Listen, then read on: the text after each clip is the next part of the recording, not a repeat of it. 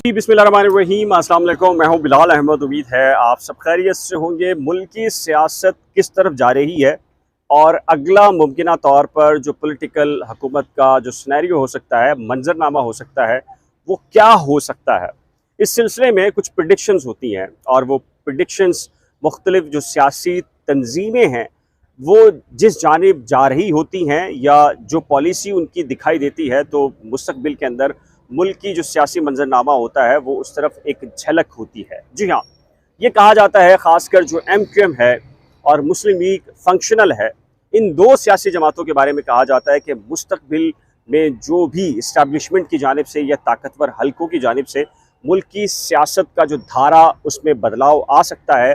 तो ये दो पॉलिटिकल जमातें ऐसी हैं जो जिस जानिब बढ़ रही हों, यानी कि किसी के इत्तेहाद में जा रही हों या किसी के इत्तेहाद से निकल रही हों, तो उससे मुल्क की सियासत में जो ताकतवर इदारे हैं वो क्या सोच रहे हैं, क्या प्लानिंग कर रहे हैं, उसका एक अक्स दिखाई देता है। इमरान खान की हुकूमत तब तक नहीं गिरी जब तक कि MQM पाकिस्तान ने अलहदगी का फैसला नहीं किया। लेकिन अब एक बहुत ही सरप्राइज किस्म की चीज़ हुई है, एक्टिविटी हुई है।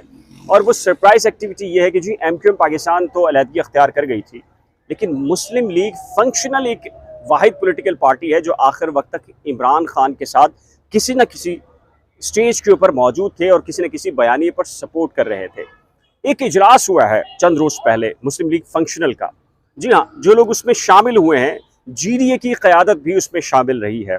और वाक़फ़ाने हाल और उस मीटिंग का अहवाल जानने वाले ये बता रहे हैं कि जी मुल्क की सियासत में बड़ा भौचाल आने वाला है। और भौचाल इस सेंस में कि जी कहीं ना कहीं किसी न किसी को कुछ कहा गया है। मीन्स कि क्या कहा गया है, मुस्लिम लीग फंक्शनल और सिंध के अंदर MQM को रिस्टोर करने का फैसला किया गया है। मुमकिना तौर पर यह कहा गया है कि अगली जो सिंध के अंदर हुकूमत हो सकती है, आपकी हो सकती है। पूरा जोर लगाइए, पूरी मेहनत कीजिए MQM शहरी इलाकों पे, और जो GDA की शक्ल के अंदर जो मुस्लिम लीग फंक्शनल और दीगर जो पॉलिटिकल छोटी छोटी जमातें हैं सिंध की, वो अंदरूनी सिंध के अंदर आएंगी। और इस तरीके से पाकिस्तान पीपल्स पार्टी 13, 14, 15 साल का जो ये हुकूमती दौर है, बदतरीन जिसे कहा जाता है, शहरी ये शिकायत करते नजर आते हैं, उनकी दावे नजर आते हैं। और ख़ुद MQM भी एक अरसे में पाकिस्तान पीपल्स पार्टी की जो कारकर्दगी है उसको बदतरीन करार देते रहे हैं। लेकिन आजकल मोहब्बतें और कुर्बतें बढ़ चुकी हैं। लेकिन ये कहा गया है कि जी ये जो इत्तेहाद है, एक जानिब मुस्लिम लीग फंक्शनल यानी कि GDA और MQM का होगा जो सिंध के अंदर हुकूमत बनाएंगे। इसी तरीके से वफाक के अंदर एक सरप्राइज़ ये है कि जी वफाक के अंदर GDA या जिसे आप मुस्लिम लीग फंक्शनल कह सकते हैं, पाकिस्तान तहरीक इंसाफ से रास्ते जुदा करती दिखाई दे रही है, अलहदगी की तरफ जा रही है।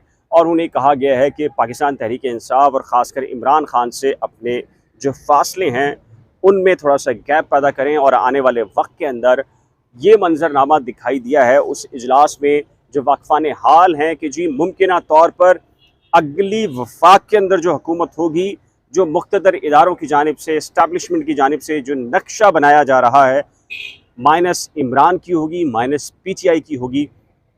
इसका मतलब है इसके साथ ही माइनस इमरान ही नहीं बल्कि माइनस पीपल्स पार्टी भी होगी। कहा यह जा रहा है कि एक बारी फिर यानी कि एक बार फिर जो है मुस्लिम लीग नून को इक़्तिदार सौंपने की तैयारियां की गई हैं मरकज़ में। और मरकज़ में जब वो होंगे तो उनके साथ KPK के अंदर मौलाना फजलुर रहमान या दीगर जो पॉलिटिकल पार्टी होंगी वो होंगी। पंजाब के अंदर कहा जा रहा है कि TLP और दीगर जो दीगर सियासी जमातें हैं उनके साथ इल्हाक होगा और वहाँ पर जी नून लीग की हुकूमत कायम करवाई जाएगी। इसके साथ जो सिंध के अंदर है वहाँ से पीपल्स पार्टी को वायरस कर दिया जाएगा। और सिंध के अंदर जो सियासत होगी, मुमकिना तौर पर ये कोशिश की जा रही है। और हलीम आदिल शेख से गुज़िश्ता दिनों उनके घर पर एक मुलाकात हुई, नशिस्त हुई, तो उनसे ये समझने की कोशिश कर रहे थे कि हम कि क्या ये मुमकिन है, ऐसे हालात वाक़यात हैं कि जी सिंध के अंदर पाकिस्तान पीपल्स पार्टी की हुकूमत ख़त्म हो जाए और दीगर जो पॉलिटिकल पार्टी हैं उसकी हुकूमत बन जाए। तो उन्होंने कहा ऐन मुमकिन है, क्योंकि 2018 के जो इलेक्शन थे उनमें जो GDA या PTI के जो कैंडिडेट्स थे 5-5, 3-3 हज़ार के वोट से हारे थे। उन्होंने कहा कि अगर हमारी पोजीशन अब उससे ज़्यादा बेहतर है, इमरान खान ज़्यादा पॉपुलर हैं, तो ऐसी सूरत हाल के अंदर लेकिन अब ज़ाहिर है कि जो PTI GDA का हिस्सा है, तो PTI कहाँ खड़ी है, GDA का जो ग्रैंड अलाइंस है वो कहाँ पर खड़ा है, ये भी एक बड़ा क्वेश्चन मार्क है।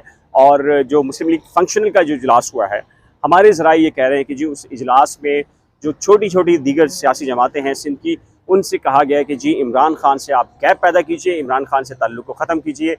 MQM के साथ लेकर आने का मंसूबा बनाया गया है कि जी GDA जो है वो MQM के साथ होगी, PTI बहरहाल माइनस होगी, या PTI को वफाक के अंदर नहीं रखा जाएगा, अलबत्ता सिंध के अंदर PTI की गवर्नमेंट का पार्ट हो सकता है MQM और ये GDA। लेकिन वफाक के अंदर जो इस इजलास के वाकफानी हाल हैं वो ये बता रहे हैं कि जी इस इजलास के अंदर जो मामलात आएंगे वो टोटली डिफरेंट होंगे। पीपल्स पार्टी को माइनस कर दिया जाएगा और माइनस करने के बाद वहाँ जो हुकूमत बनाई जाएगी उस हुकूमत के अंदर पीपल्स पार्टी भी नहीं होगी, PTI भी नहीं होगी वफाक के अंदर, और KPK के अंदर भी PTI को ख़त्म किया जाएगा, उसका असर रसूख है वो ख़त्म किया जाएगा। वहाँ से जो नून लीग की जो हामी और इत्तेहादी जमातें हैं वो सारे के सारा मामला संभाल लेंगी और वहाँ पर उनका हिस्सा होगा। पंजाब के अंदर नून लीग की हुकूमत होगी। ये एक मुमकिन तौर पर मंजरनामा है। जिस तरीके से आपके इल्म में है कि जी मरियम नवाज़ बरियत हो गई है, पासपोर्ट मिल चुका है, बैरून मुल्क जा चुके हैं, इसहाक डार साहब वापस आ चुके हैं, नवाज़ शरीफ साहब की जो है वो वापसी की तैयारियाँ हैं, शहबाज शरीफ और हमजा शहबाज जो है वो बरी हो चुके हैं, और ज़ाहिर है कि इमरान खान तिल मिला रहे हैं। इसके अलावा उनके पास कोई ऑप्शन नहीं है, क्योंकि बज़ाहिर यही दिखाई दे रहा है कि जी इस्टेब्लिशमेंट और जो नून लीग है उसमें कहीं ना कहीं अंडरस्टैंडिंग हो गई है। यही वजह है कि आपने देखा कि जब अंडरस्टैंडिंग नहीं होती तो इन्हीं के ख़िलाफ़ केसेस बनते हैं, और जब अंडरस्टैंडिंग हो जाती है तो फिर केसेस ख़त्म भी होते हैं, बिल्कुल ऐसे तरीके से ख़त्म होते हैं जिस तरीके से बनाए जाते हैं।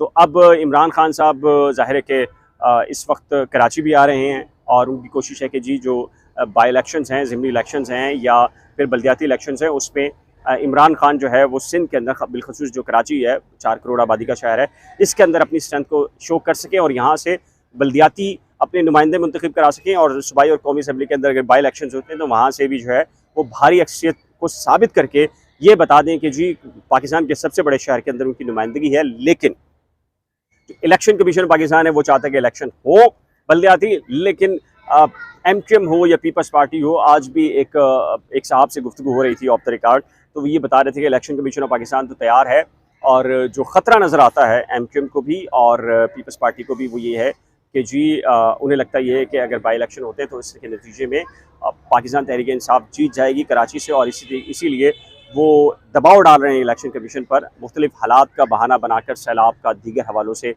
रिसोर्स का, पुलिस की नफरी का, कि किसी भी तरीके से जो है वो ये जो बल्दियाती इलेक्शन है वो ना होने पाएँ। इस सिलसिले में अब आपकी राय क्या है? अपनी कीमती राय का इज़हार नीचे दिए गए कमेंट सेक्शन में ज़रूर तहरीर कीजिएगा। एक नए ब्लॉग के साथ जल्द मिलेंगे, तब तक के लिए इजाज़त। ये जाने से पहले एक रिक्वेस्ट है कि करंट अफेयर्स विद बिलाल और नई खोज को अगर आपने सब्सक्राइब नहीं किया तो बराए करम सब्सक्राइब, शेयर, लाइक और बेल आइकन को लाज़िम प्रेस कीजिएगा। खुदा हाफिज़।